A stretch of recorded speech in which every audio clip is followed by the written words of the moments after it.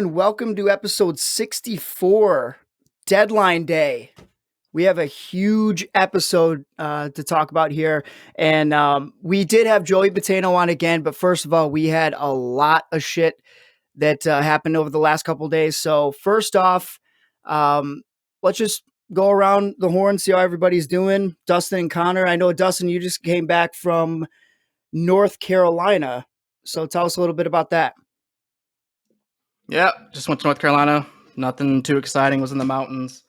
Did a little hiking, did some skeet shooting. It was hot. It was shitty coming back up to Michigan's gray skies. But yeah, good little trip.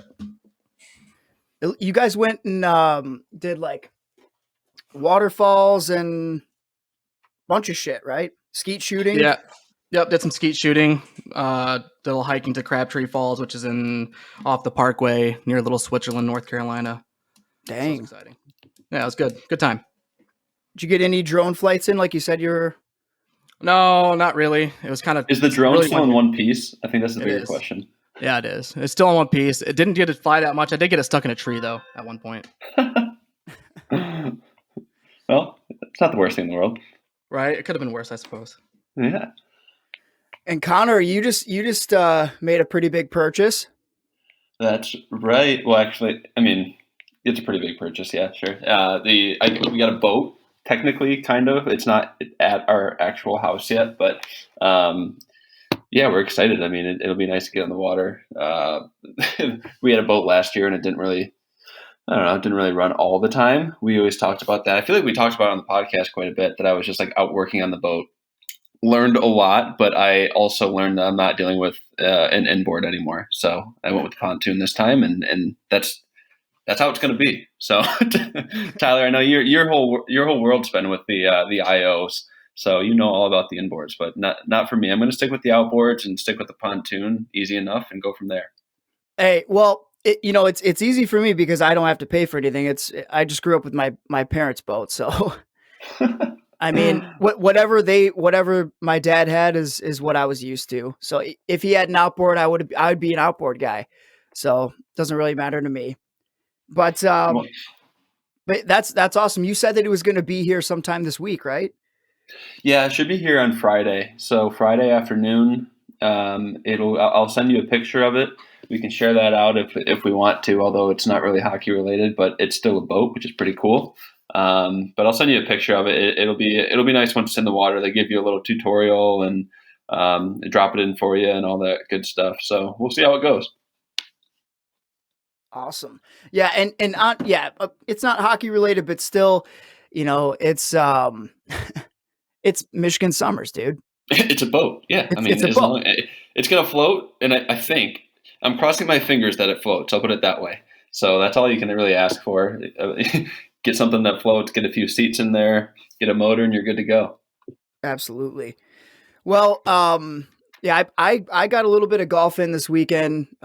Definitely not the best round for the first time this year, but it was only 9-2. But I was just glad to get out there and do it. I shot 50. It was. No, that's not going to win you the green jacket. Definitely not. I'm sure that's why you went out there, is because you watch a little Masters. You're like, hey, this looks easy. I can go out there and I can shoot 30. No, I never think that at all, ever. I just, I was looking forward to knock some of the rust off from last year. I haven't played since October, I don't think. And, I'm back in the league this year. So actually, they go off of handicap. So if I have a rough couple of starts to the first couple of weeks and then play better, it improves my score. So I might just sandbag them. Yeah, absolutely. Well, that's sweet. So now that we got our, I guess, updates, I won't say out of the way because I enjoy hearing both of you guys' updates, but you guys want to talk a little bit of hockey? There's a lot of news, a lot of big news. Absolutely, dude. I don't know where we want to start it off, though, but I mean, we can talk about the Red Wings, but there's also some big league news as well. Yeah, well, I think that because we're going to be going into the Red Wings stuff a little bit more in depth, let's save that. But I guess what was the trade that you were most excited about, or I guess most surprised about throughout the rest of the league? I would say like for just like if I was a fan and I was like, hey, if this was my team and that's what I was rooting for, and a team that it'll help push them to Stanley Cup, I'd be Boston. I mean, that's an unreal lineup. That's another fun player to watch. Talking about Taylor Hall, it'll be sweet to see him on a very very good team. I mean, he's been on good teams in the past, but never like a great team like I think Boston is and has been for the past 5+ years or so. I don't know. It'll be sweet. I feel if I was Boston though, I feel worried every time Taylor Hall comes in. I feel like they always take a downhill turn. So we'll see how it works out. Yeah, Dustin, did you wanted to add into that? No, feel very similar. I mean, that's about the only one that was kind of big as far as like trades go. Nothing really like. Jeff Carter. Yeah, I was surprised at the Foligno one, guys. Yeah, I guess that was my most surprising one. Yeah, but I would say being the captain of the team, right? Right. Yeah, he's captain of the team. So and I think he just signed a contract like 2 years ago, if I'm not mistaken. So I think that was kind of an interesting move on their part. I'm not sure if it's cap space to deal with it or if fucking Torch is like, I'm fucking getting rid of everybody. I'm not sure. Seems like that's the only player Torch liked from his little statement. Yeah, I know that's why I'm confused. It's like, are they getting rid of Torts? I think Torch is gone after this year, to be honest. I would think so too. I mean, it's like they were not supposed to be sellers this year. They went out and made deals with Max Domi and obviously getting Roslovic and Line. I mean, that just proves that they were going all in. Their goaltending has really been struggling this year. I know last year they had both they had Korpisalo and why is the other guys Elvis Merzlikins. They had those guys last year who were seemingly on fire, and that team just hasn't been able to really find their stride this year. So on that Foligno, I can't even say his name. Foligno, whatever the hell his name is, whatever fuck his name is, dude. The Leafs sounds like a pasta. The Leafs are making a run for it, dude. Signing Riddick or picking him up. They got a good little backup goalie. They're making the move.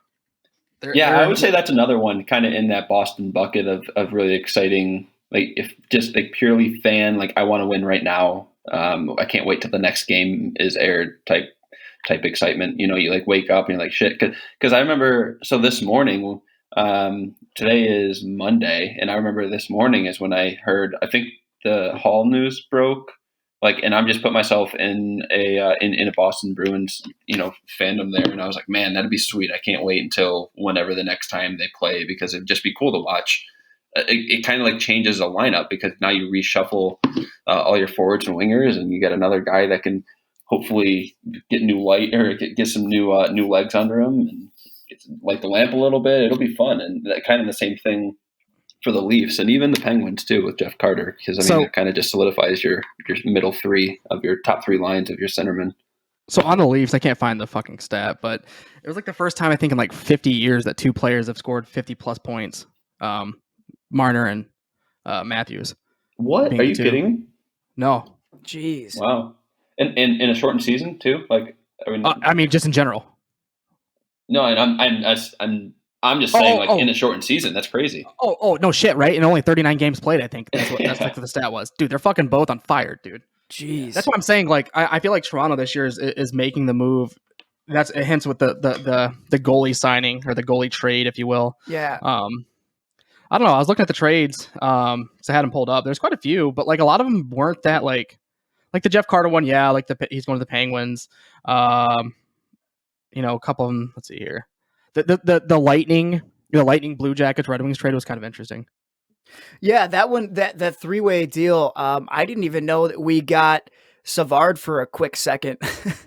Right. That was really weird. So the problem is we're keeping 25% of his salary in that trade. That's what I was reading about. Oh, dang! I didn't know that. Yeah. So we are we are and the Blue Jackets are. Okay.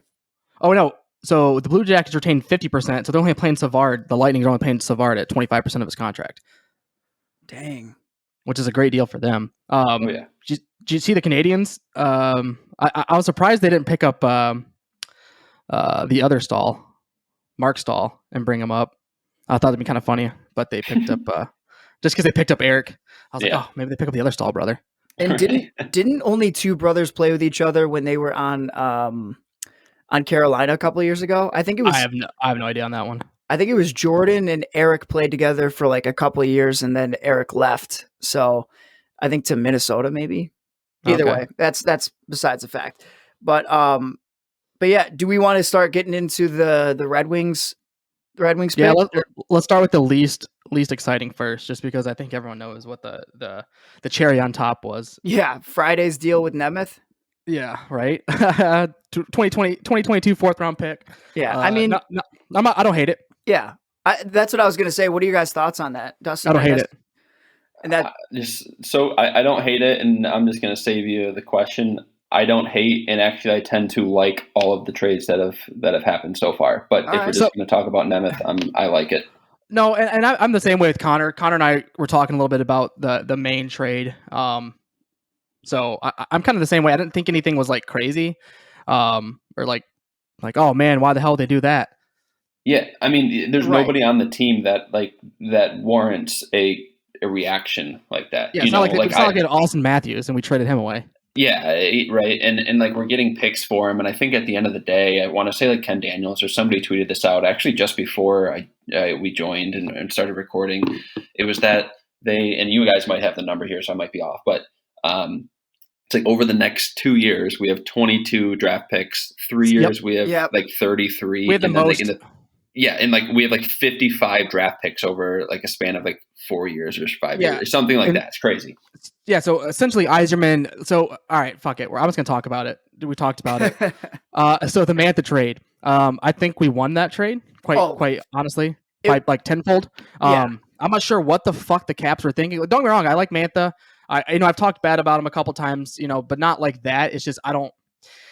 In hindsight, I see why Yzerman signed him to that fucking contract. I was telling Connor about it. Mm-hmm. He was fucking selling them. He knew he was selling them. That was the whole point of that contract, was to make him look enticing. It's a good number, for a quality player. So it gets everyone excited. And you know what I said when this happened too? Maybe a couple weeks after they signed him, or when he was playing poorly, I was like, we all knew that he was streaky. But the big thing that we have, and when we first were talking about trades, and when I was saying that he could be a potential for being traded, is when he signed for that, was it 4 years? That is huge, because now you're giving a team that has a window of that 2 to 4 years, a guy that can't leave, and that 5.7 too, and that 5.7. Well, for sure, the money, friendly. The money, absolutely right. But I'm just thinking, like, now you have a lot of these teams in that window, and the window that possibly is closing, don't care too much about the money because they know they're going to be in a bad spot in like 5 years.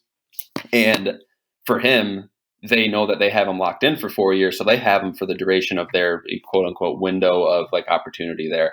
I just think, Dustin, to your point, Yzerman knew what he was doing. You sign him for a long-term kind of cap-friendly, financial-friendly deal, and now you have trade bait, and you hope that he plays well enough to get you a good return, and he did. And luckily, the past 2-ish months, it kind of proved that. Started off a little rough, and but I think that he's played a lot better, and that's what you get. You get a first-round pick, you get a second-round pick, and you get a couple guys that I think one's is Vrana. He's a RFA, I think. But I mean, the bottom line is you're probably not keeping the other guys, so it's going to end up turning into a first and a second. But at the end of the day, I'll take a first and a second for him, and a couple. Yeah, guys.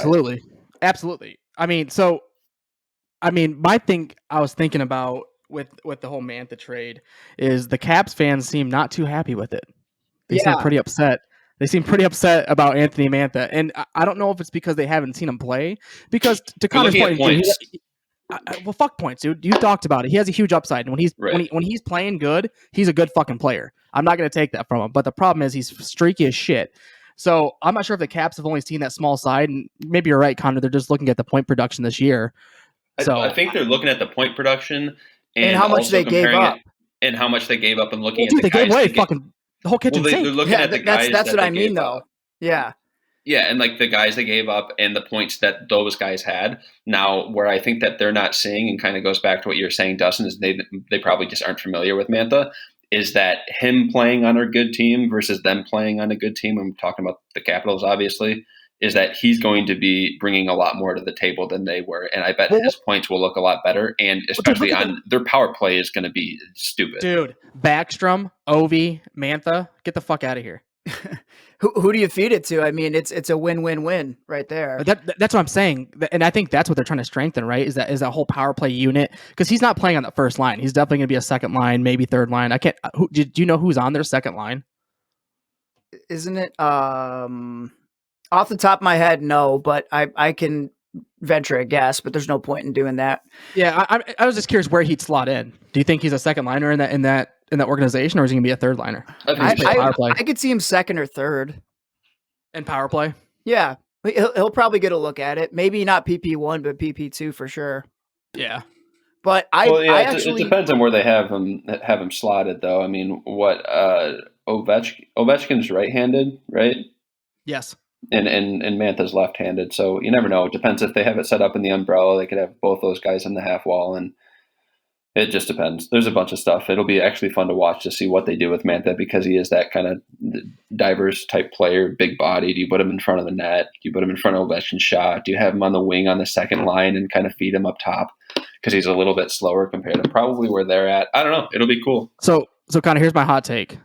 I'm excited to see if Mantha lives to his upside potential with a team that's decent. I was going to say that too. It'd be very interesting now that like he actually is in a spot that he can, prove what people are saying that like, they doubters about him, So is it fair to say that if he doesn't succeed, I can say that I was right in the fact that he's streaky as shit and not as good as you think he is?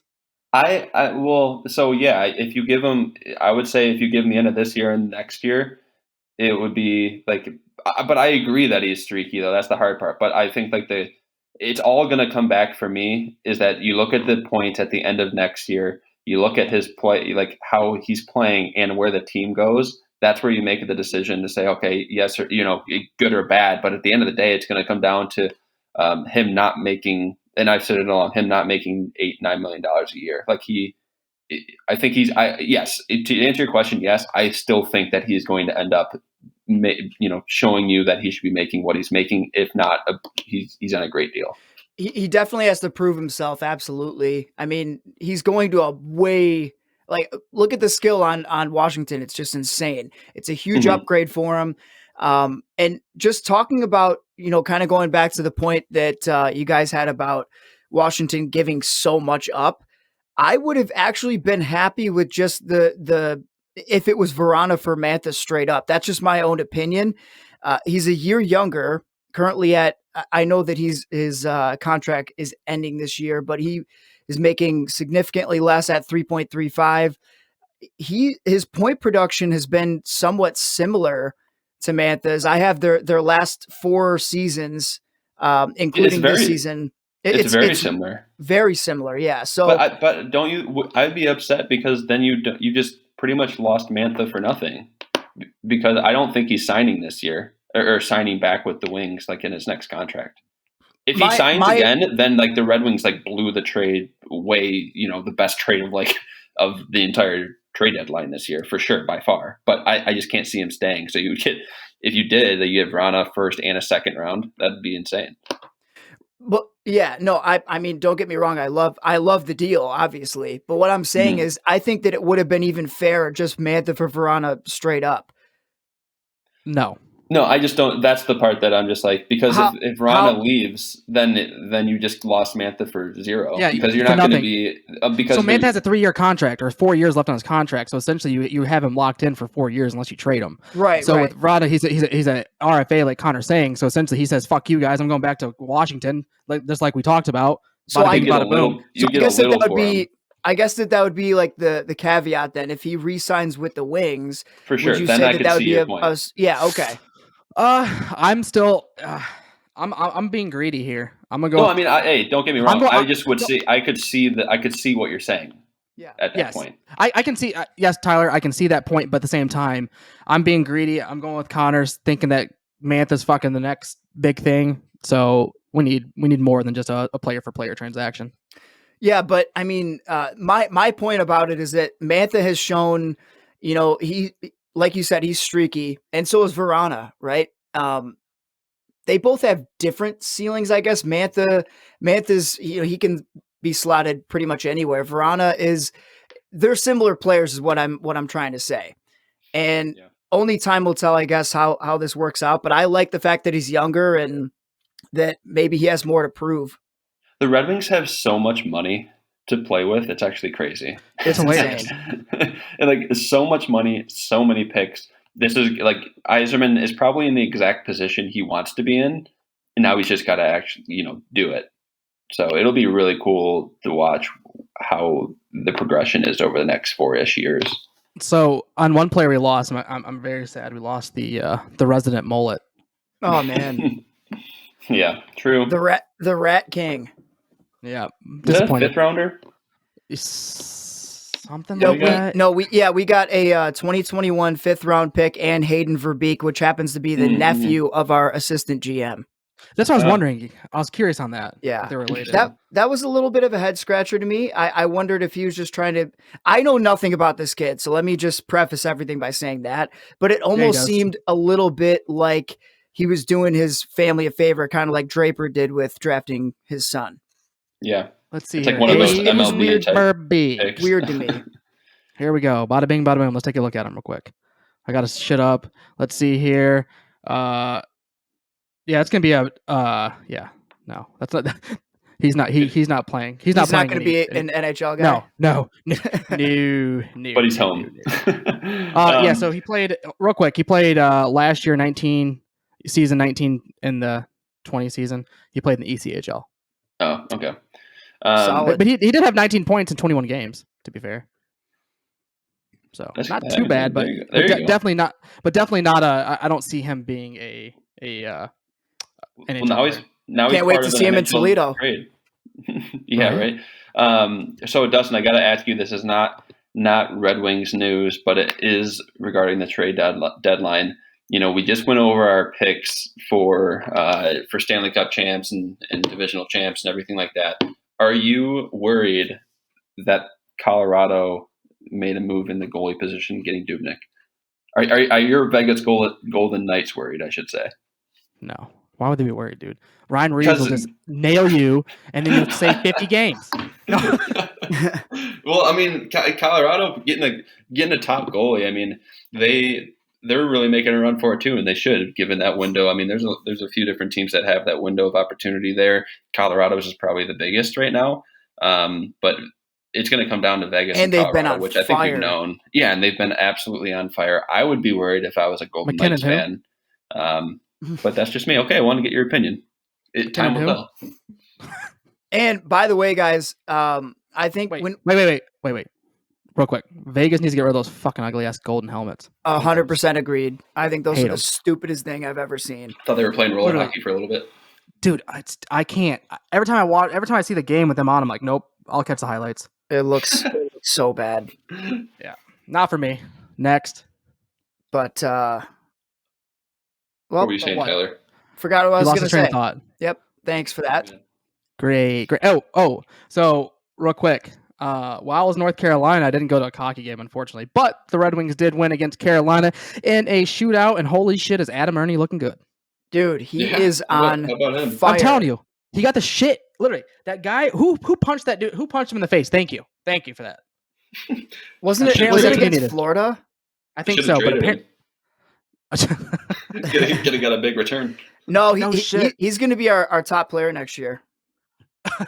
Well, easy, but he's looking good though. I mean, honestly, he's looking really good. Like I don't know if he's got a lot of confidence, just from scoring or what it is, but a whole new player from the beginning of the season to now. I think he forgot who he was before with that punch to the head. I don't know, man. It has to be something because he literally was scoring. He went from scoring nothing to being on fire. I mean, dude, that shootout goal. Let's go. Well, now since Mantha's gone, he's leading. He's tied for the lead, right? Oh yeah, I didn't even think about that. Or actually, no, Vrana technically because he's at 11. Wait. Let's see. So does that count? How does that work? I don't know. No, yeah, it should. No, they have them on separate lines, I think. But it should count. Yeah, no, it counts. But like when you look them up on like Hockey DB, For the season it would, but like for like top, I don't know. Red Wings for Yeah. top goal scorer. There's no way. Look at fucking Roenick with 22 points, dude. I hate you with your 2 goals. You're so stupid. So actually, we did we discussed a little bit of Red Wings hockey with Joey Battaino that we had on, and because he got the chance to call a few Griffins games, so he gave us a little bit of insight on the Griffins. We talked a little bit of Red Wings, and it was great to catch up with Joey. What did you guys think? I love talking to Joey, so you know where I'm at. He can come on whenever he wants. Yeah, I'm in the same boat as Connor. I always enjoy talking to him. Yeah. We just want to kick it over then? Yeah, let's do it. All right. Well, you know what time it is. All right, so this is the second time we've had this young gentleman on. We were talking about age. He's still young, and he's actually has a lot of exciting things going on. He's been working his tail off in broadcasting. He worked for Saginaw Spirit and finally got his call up to the AHL with the Grand Rapids Griffins. Congratulations, Joey, and welcome to the podcast again, Joey Battaino. Thanks, Tyler. I feel like you're almost trying to convince yourself that I'm still a young guy. Like, I'm not. Is 30 still? Is that still young? I don't know. I guess so. It's younger than 40. Hey, yeah, I'm going with that. I just turned 30, so it is young. But no, thank you. I appreciate those kind words. I feel like it's the last. I feel like it's the last decade that you can get away with being young, and then when you're 40, it's no. I would old. even agree with that. Like, I'll say I'll take my lumps when I turn 40. Like, I will agree you're an old guy for sure. Yeah, no question about it. Shorts. Like, shit starts aching. You didn't even know you had. 100%. Like, I'm going to be a mess from all the bus rides and everything like that. Like, I'm just going to be a creaky old man at a very young age. The back is going to kill you with all those bus trips, man. It's probably I'm sure your back, like, all right, 30, yeah, but your back is like, I have to be 60. There's couches I can't even. There's couches I can't even sit on because they're either too hard or like it's like I need a pad already. You know. Yeah. Got to get some lumbar support. That's awesome. Oh man, but no, congratulations, man. It's how long has it been now since you got the call up? It was kind of a surprise. You know, Bob Kaiser had some health problems with Grand Rapids, and I'm glad to hear that he's doing much better and he's coming along in his recovery. But he had to have open heart surgery, and I think from the team's perspective, there's no sense in making a guy travel given the restrictions and all that, and given his health restrictions at the moment.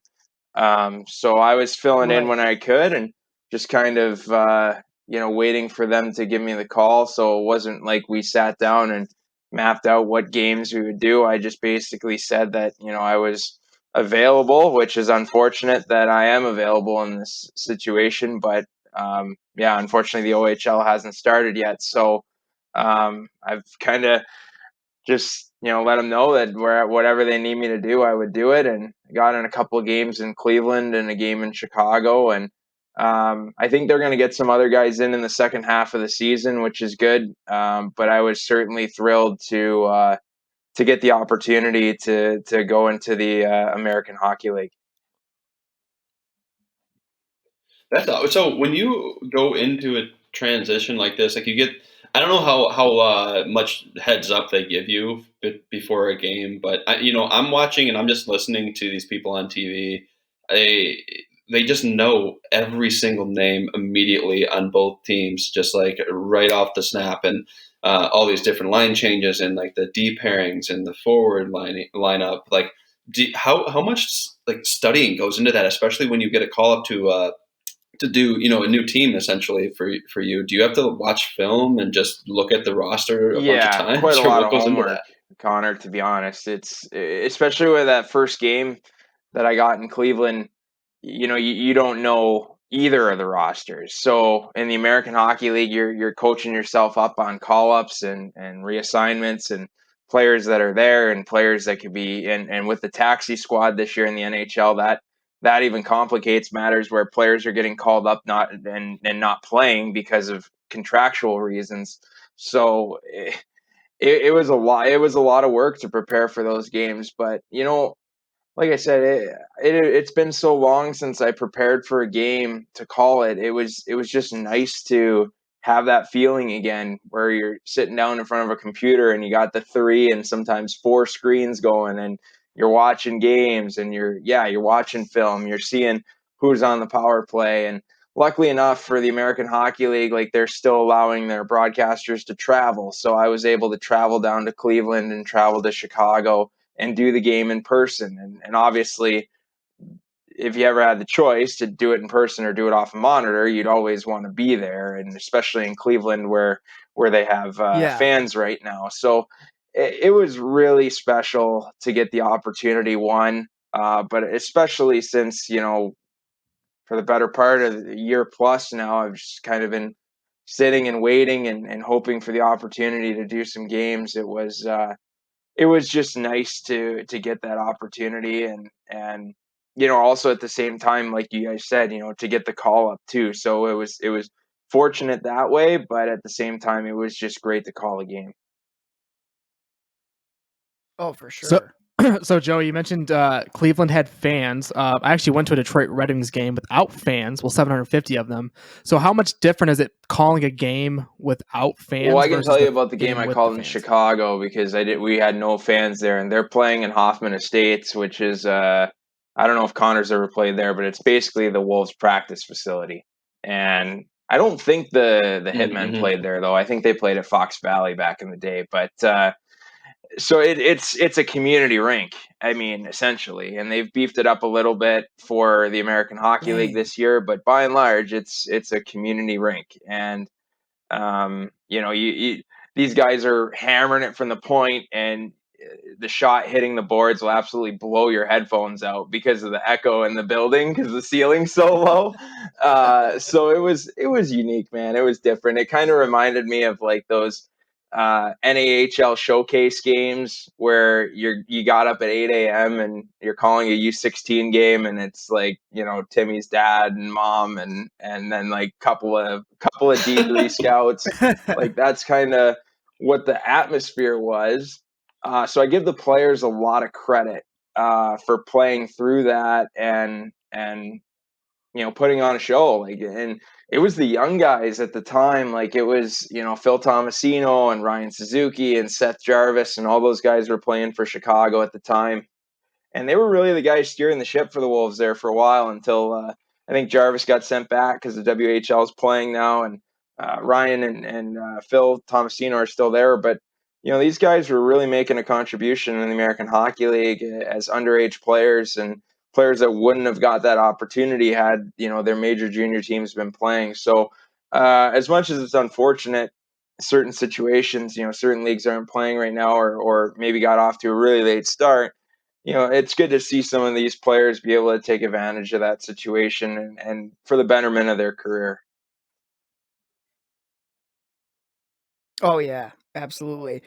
And I'm scrolling through the roster right now for the Griffins, and Connor was saying how it's pretty amazing how a lot of the announcers do know, like the back of their hand, they know both rosters. So I see a lot of tough names on the Griffins to pronounce. So I don't. Edouard, that Or, one.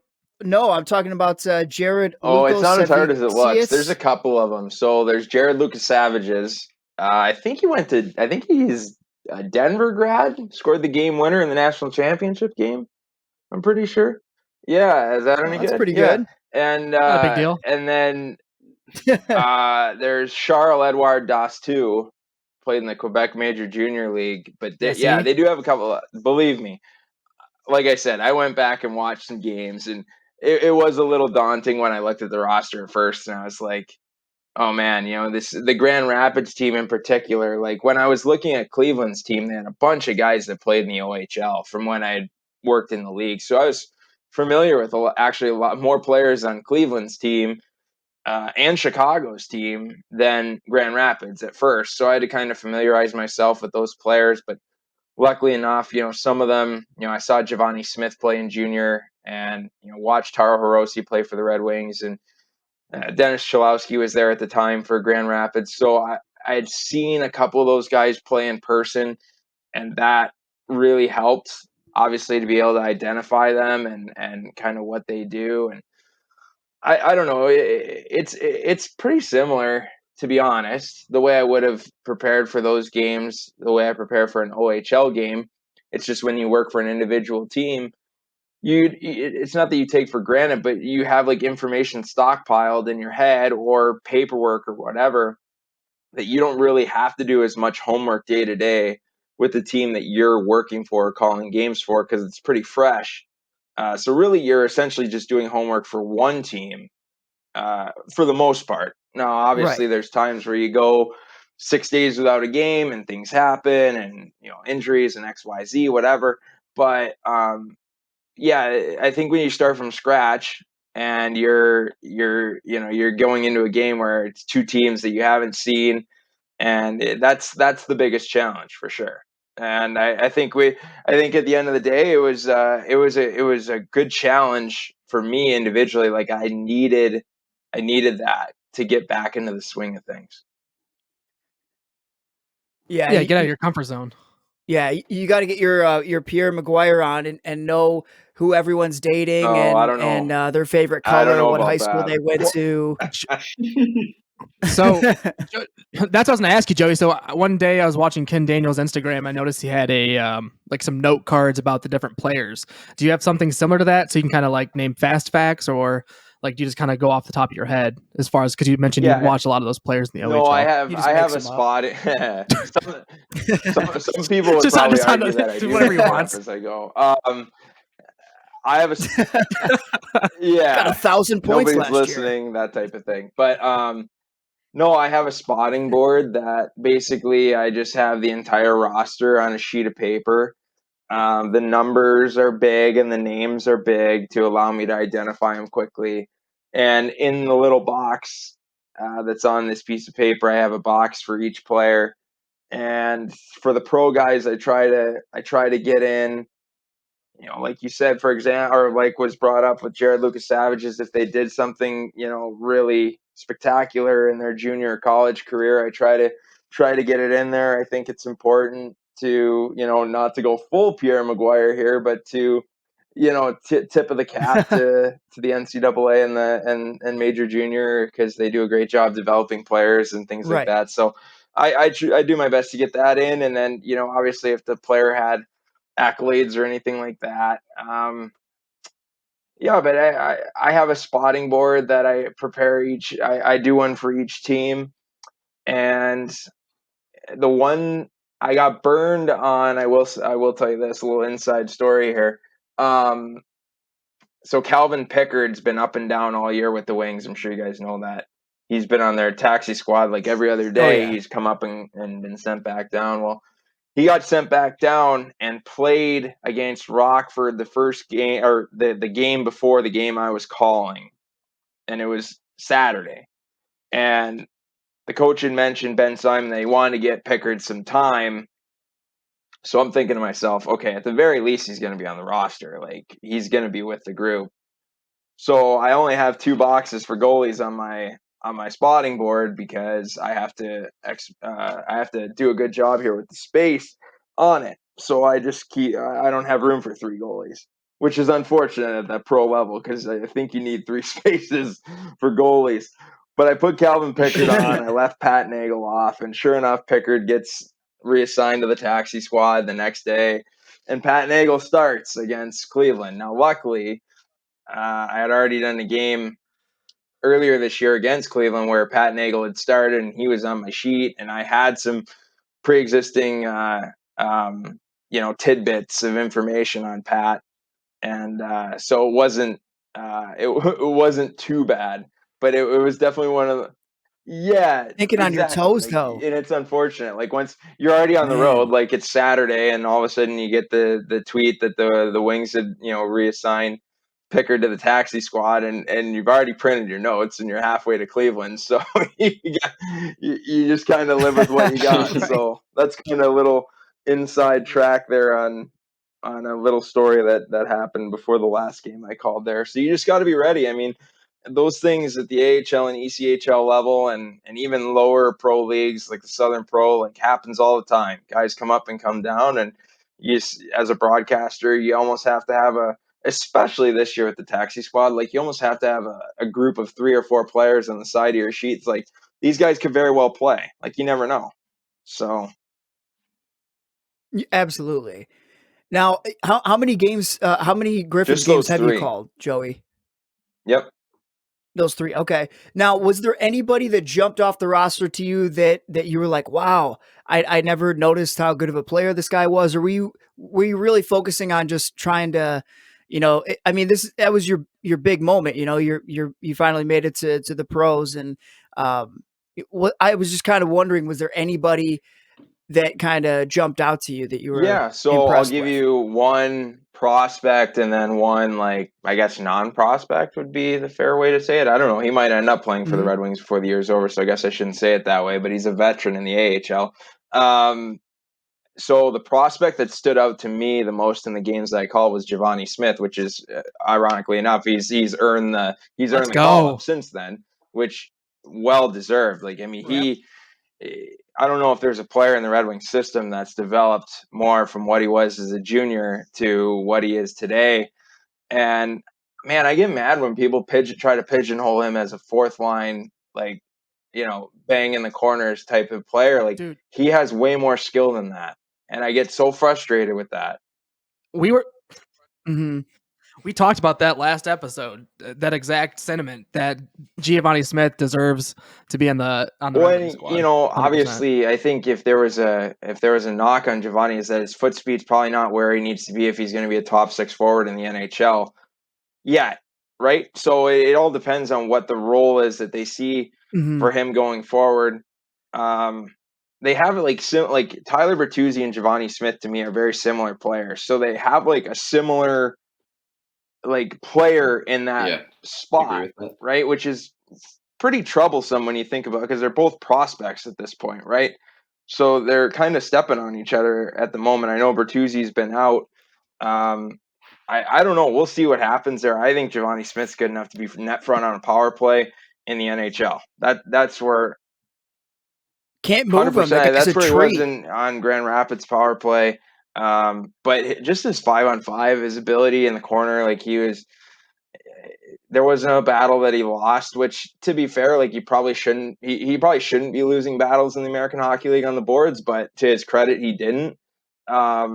I thought that was the guy that stood out to me prospect wise. Chalowski was good, but he ended up getting the call up too. But Giovanni Smith was the guy, and then like non prospect would be Riley Barber, who's just a great pro hockey player, right? Like, Yeah, Stevie yeah, signed him in the so offseason, he's right? a vet, like, and Mhm. I know his role, like he's there to help the prospects develop. He tears it up every year though too, and like the fact that he is definitely there, but he's Yeah, still in '94. Like I think we're yeah. So and actually speaking on that, and you can go on this after, but I'm just like looking through the roster. It is kind of crazy looking at these AHL rosters now, and not like you see one person born in the '80s, and but like most of the players are born in like the late '90s, and there's yeah. even a I couple think 2000s, Brian like Lashoff is the 2002. oldest player on the Griffins, and I think he's an '88. I could be wrong, but um, you know, they got some. He's a '90. Oh, He's a great. 90. Okay, so Nagel at he's an 87 yeah, yep, I think he's an 87. There was somebody else that was like, but so I'm like, your oldest guy is a goalie, and then everybody else is crazy. And I was actually in. Don't worry, I'll let you go on and on Barber. But Smith, for instance, like you talk about him, and like maybe the foot speed needs some help there, and that's kind of that last thing that because I agree, I've noticed that as well. I think the foot speed, the quick foot speed to get into the corners to win some of those battles. But he, 23 years old, right? I think he's 23, and man, the next 2 years are going to be huge for him just to get in that sweet spot at being 25. He's still so young, and I feel like he's been yeah, around for man. a I while. mean, I think Giovanni Smith is the real deal. Like, I think he's your new age answer to a player that plays like a Tom Wilson, where on any given night he's kind of like don't poke the bear type of player. Like when they leave him alone, Oh yeah. yeah, when they leave him Two alone, he's fights in kind of Tampa. quiet.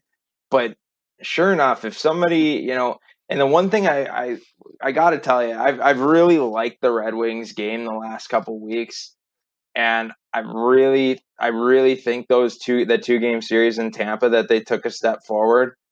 Like, I hope they don't prove me wrong against Nashville. I don't know when this is going out, but they're playing Nashville tonight, Tuesday night. Yep. I Tonight, 30 really hope minutes. they can get this thing going to where they're playing, 4 and 5 games in a row like that. And they don't have to win, right? Like, they don't have to win.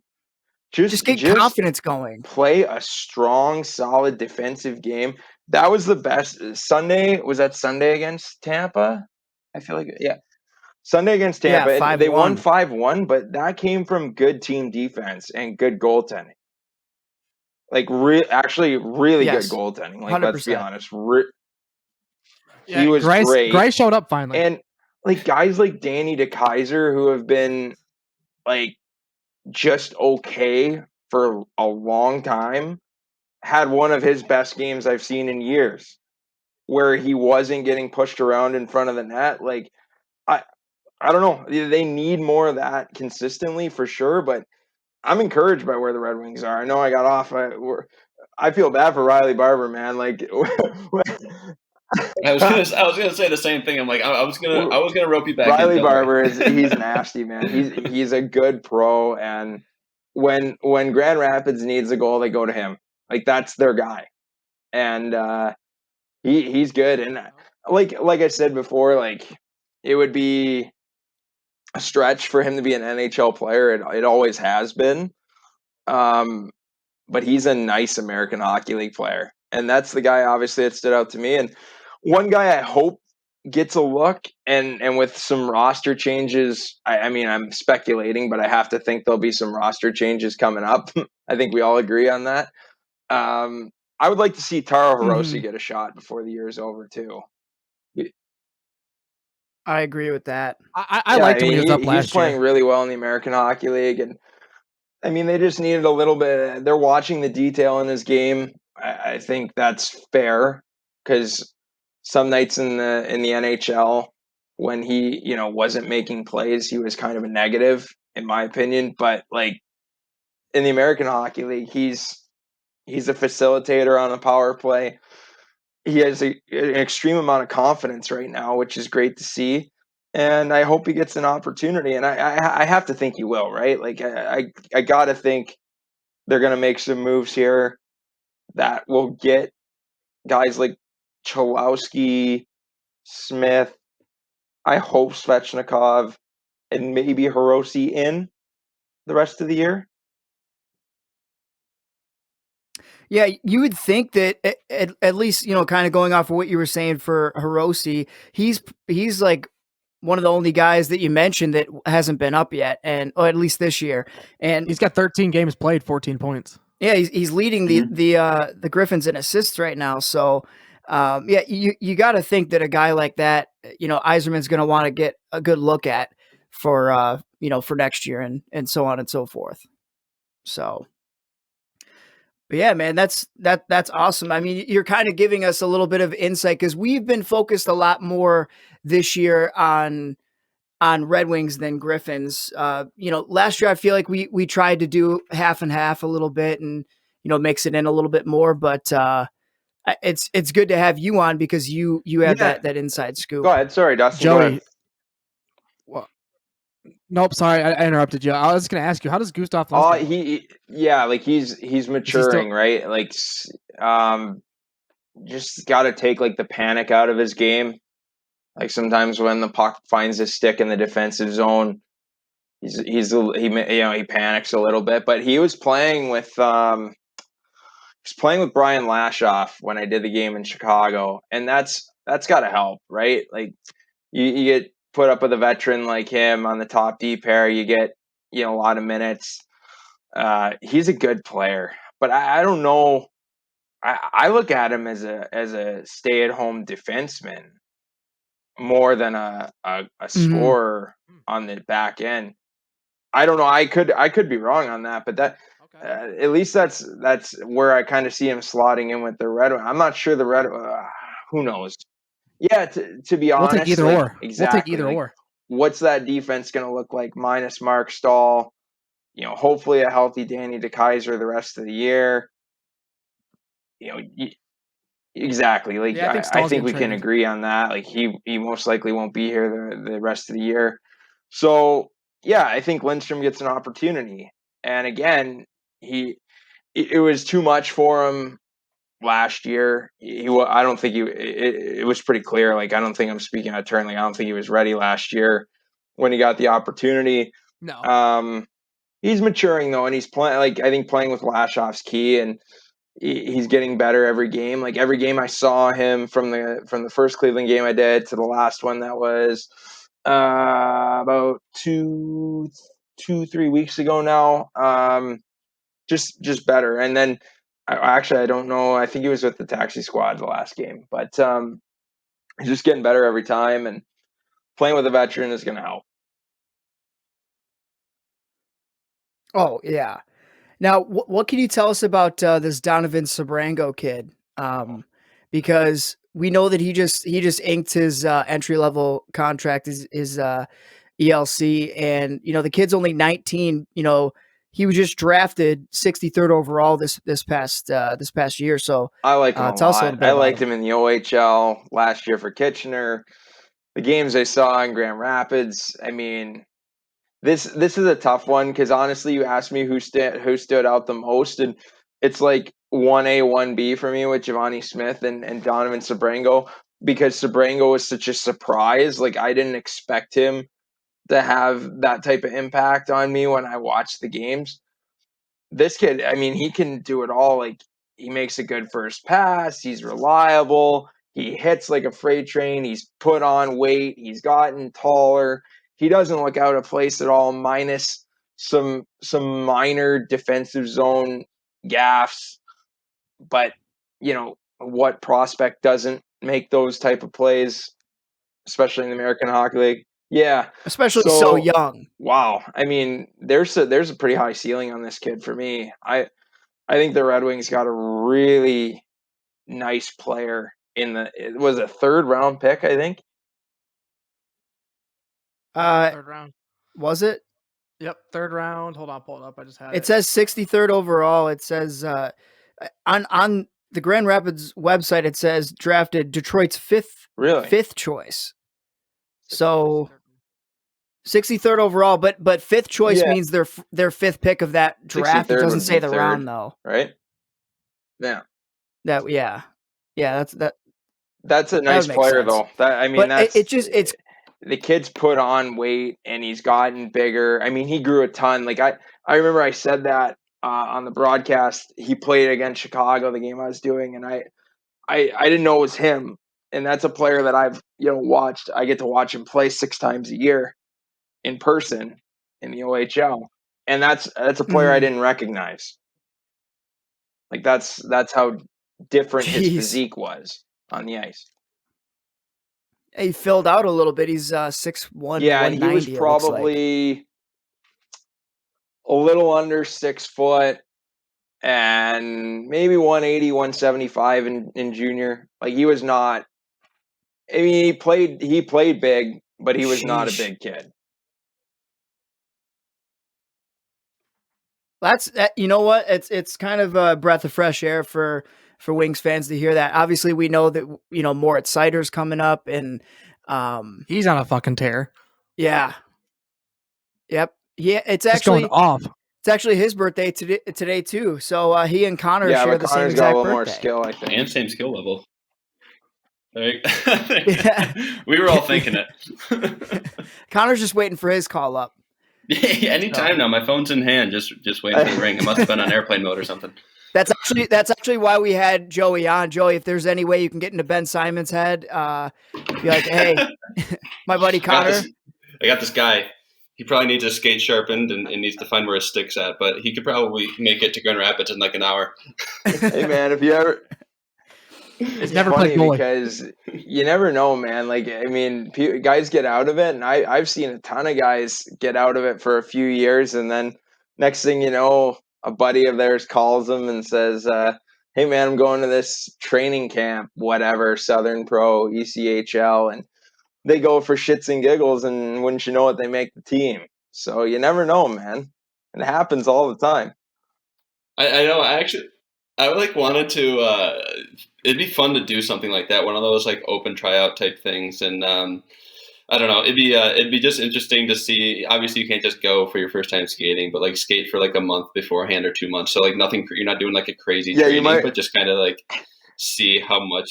It's just so you don't die. You know, you Yeah, have at least you some might want stamina to or get the something. cones out and But do a couple learn to skate programs before you go.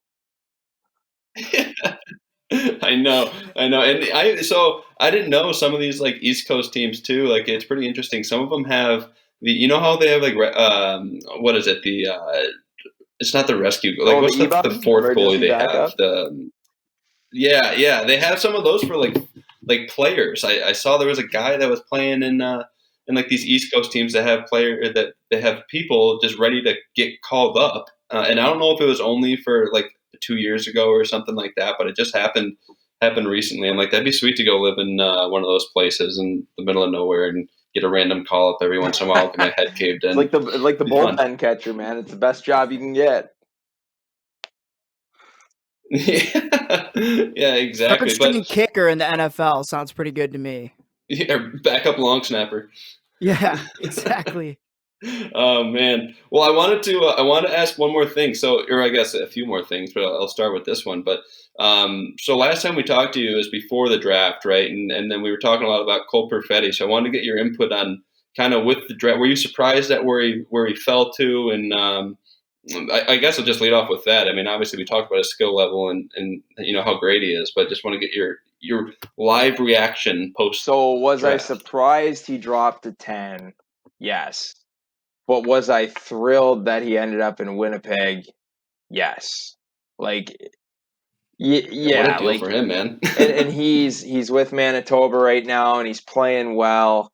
And I mean, there's no doubt, like, that kid's going to be a star, right? So at the end of the day, and I loved his mentality. I loved his quote afterwards that basically, like, he said 9 teams, but it was really 8 because Ottawa had 2 picks. But he's like, 8 teams passed on me. Like, that's the attitude I have, right? And I was just like, wow, like, this kid, like, Yeah.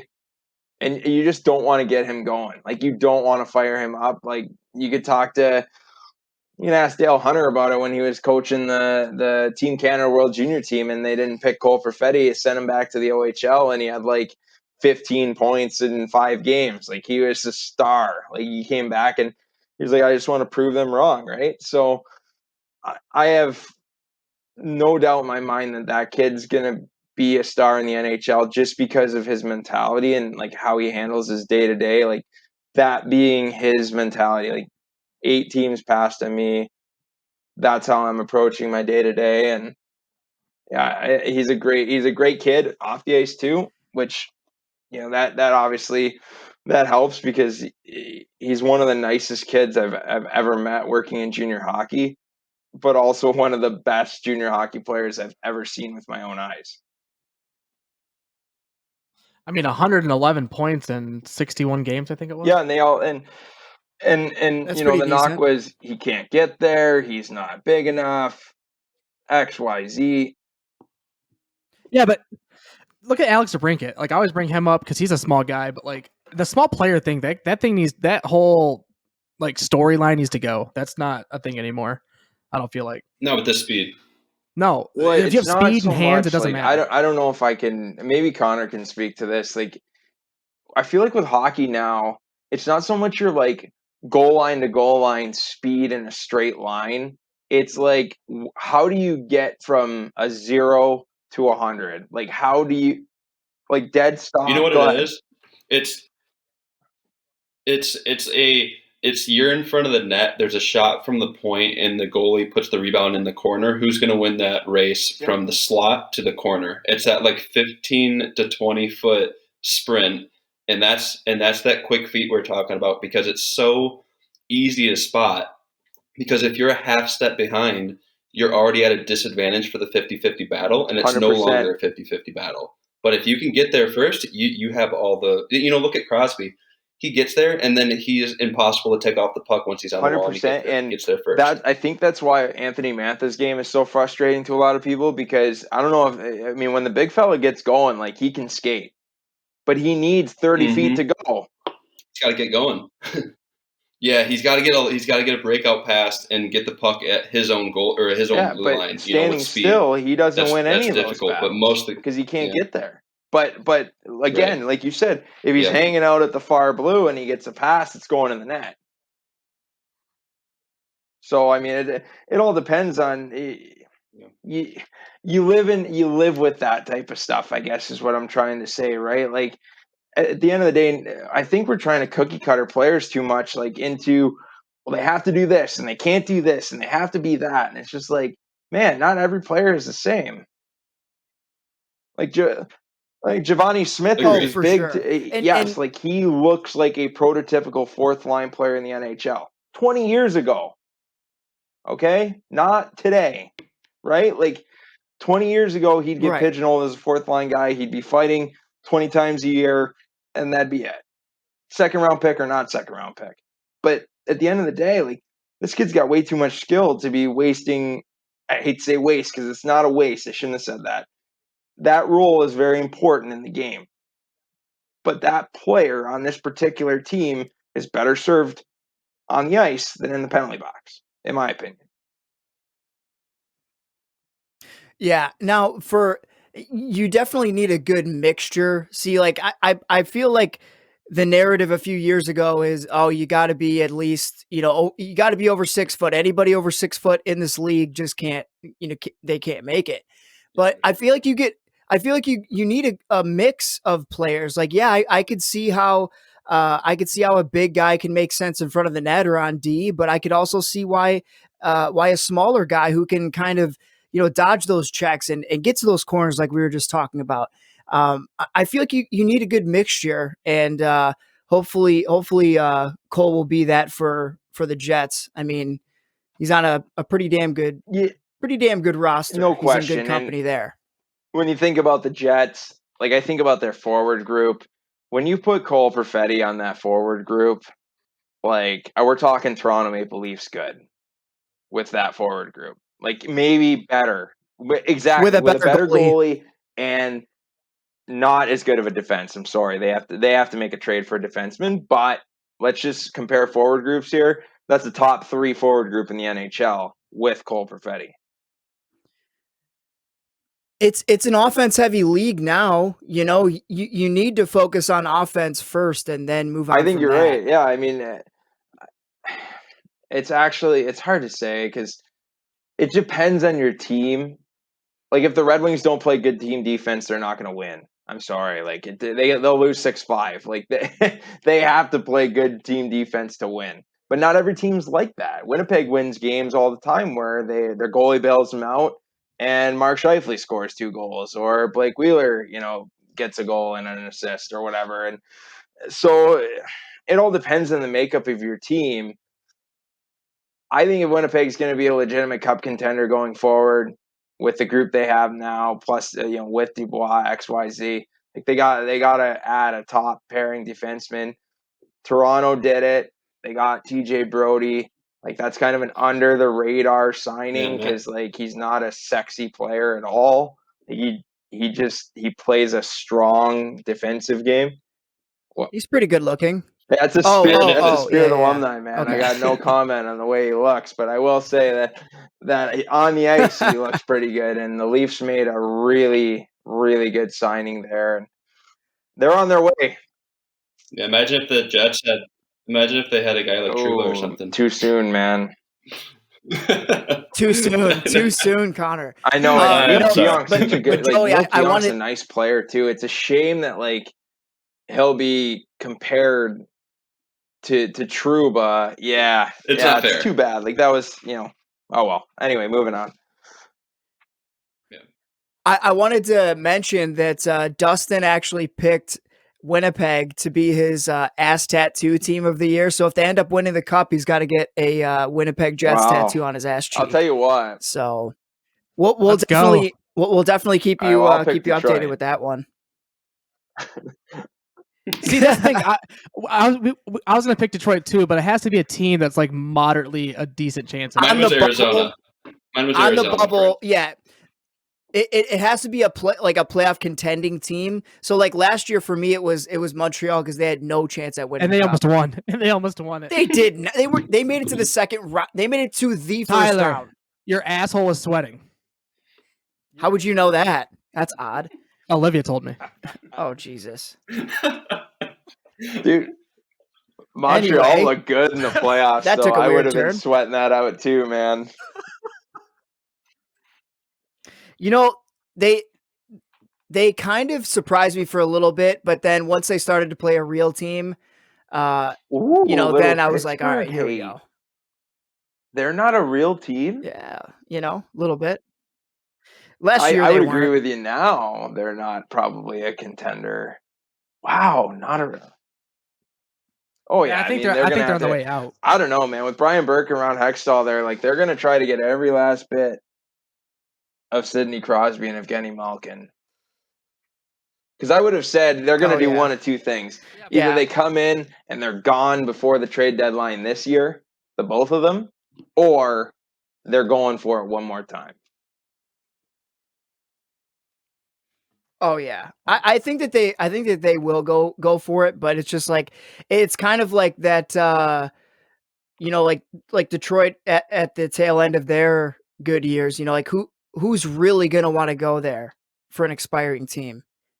I feel like there are just better candidates. That's just my opinion. Well, with that being um, said, I'll take the Pens as my ass tattoo team. Alrighty. There you go. Mine's Nashville, and I'll tell you what, I'm definitely sweating right now. If for they sure, played four so, rounds against Detroit, they'd win the hopefully. Oh, absolutely. It wouldn't even take them 4 rounds, but yeah. Joey, thank you so much for joining us, man, again, and congratulations again on the call up. Hopefully you'll continue to get those calls, and we're excited to have you back on, and we want to have you back on again.